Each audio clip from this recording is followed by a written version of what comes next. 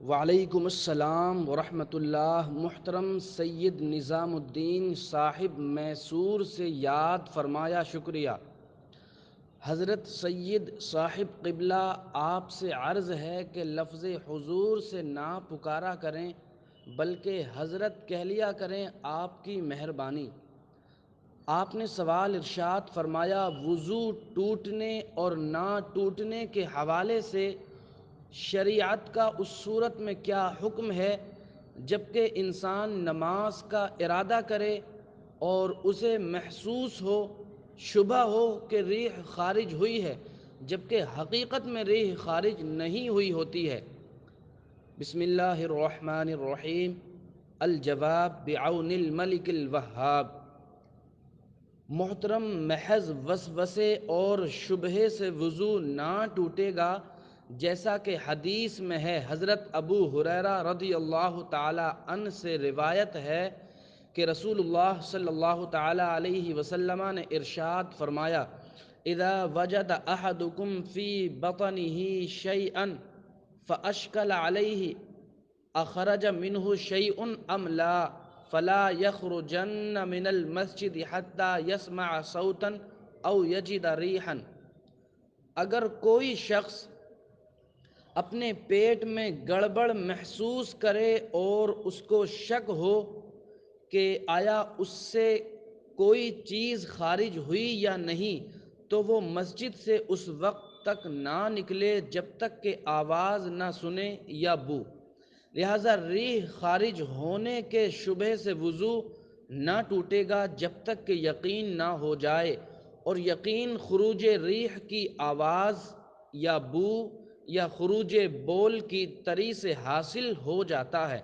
لہذا شبہ کا کوئی اعتبار نہیں بلکہ اس سے بچنے کا حکم ہے، اور بچنے کا طریقہ یہ بھی ہے کہ جیسا بھی وسوسہ ہو اس کی تکذیب کرے، یعنی اس کے خلاف کام کیا جائے، جیسا کہ حدیث میں ہے۔ حضرت ابو سعید خدری رضی اللہ تعالی عنہ سے روایت ہے کہ رسول اللہ صلی اللہ تعالی علیہ وسلم نے ارشاد فرمایا، اذا جاء احدکم الشیطان فقال انک احدثت فلیقل انک کذبت۔ جب تم میں کسی کے پاس آ کر شیطان وسوسہ ڈالے کہ تیرا وضو جاتا رہا، تو فوراً جواب دے کہ تو جھوٹا ہے، اور اگر نماز میں ہے تو دل ہی میں کہے۔ مراد یہی ہے کہ حضور علیہ الصلاۃ والسلام نے فرمایا کہ یہ کہو تو جھوٹا ہے، اور بس اب اس خیال کی طرف بھی التفات نہ کرے، کیونکہ اس میں ذرا بھی مصروف ہوا تو یہی اس کا مقصد ہے، اور اگر وسوسے کا شکار ہو گیا تو وہ اپنے مقصد میں کامیاب ہو جائے گا، اس لیے کہ شبہ شیطان کی طرف سے ہے، اور اگر انسان شیطانی شبہات پر عمل کرنے لگ جائے تو اس کی زندگی برباد ہو جاتی ہے کہ پھر اس سے کہاں نجات۔ اگر 7 مرتبہ بھی وضو کر لے تو خود کو بے وضو محسوس کرے گا، جیسا کہ حدیث میں ہے۔ حضرت ابو سعید خدری رضی اللہ تعالیٰ عنہ سے روایت ہے کہ رسول اللہ صلی اللہ تعالیٰ علیہ وسلم نے ارشاد فرمایا، ان الشیطان لیأتی احدکم وہو فی صلاتہ فیأخذ بشعرة من دبرہ فیمدها فیرا انہ قد احدث فلا ینصرف حتی یسمع صوتا او یجد ریحا۔ شیطان تم میں سے کسی کے پاس آتا ہے اور وہ حالت نماز میں ہوتا ہے، پھر وہ اس کی دبر کا کوئی بال کھینچتا ہے تو اس کو محسوس ہوتا ہے کہ وہ بے وضو ہو گیا ہے، حالانکہ ایسا نہیں۔ تو اگر کسی کے ساتھ یہ معاملہ ہو تو وہ نماز نہ توڑے تا وقتے کے جس کو نماز میں یہ خیال آئے کہ وہ بے وضو ہو گیا ہے، تو جب تک آواز نہ سنے یا بو نہ سونگے نماز نہ توڑے۔ تقریباً ایسے ہی قدر اختلاف الفاظ و مفہوم کے ساتھ دیگر روایات میں ہے، جس کو حضرت عبداللہ ابن عباس و حضرت عبداللہ ابن عمر و حضرت عبداللہ ابن مسعود رضی اللہ تعالی عنہم نے روایت کیا ہے۔ ان حدیثوں کا حاصل یہ ہے کہ شیطان نماز میں دھوکہ دینے کے لیے کبھی انسان کی شرمگاہ پر آگے سے تھوکتا ہے کہ اس سے قطرہ آنے کا گمان ہوتا ہے، کبھی پیچھے پھونکتا ہے یا بال کھینچتا ہے کہ ریح خارج ہونے کا خیال گزرتا ہے، اس پر حکم ہوا کہ نماز سے نہ پھرو جب تک تری یا آواز یا بو نہ پاؤ،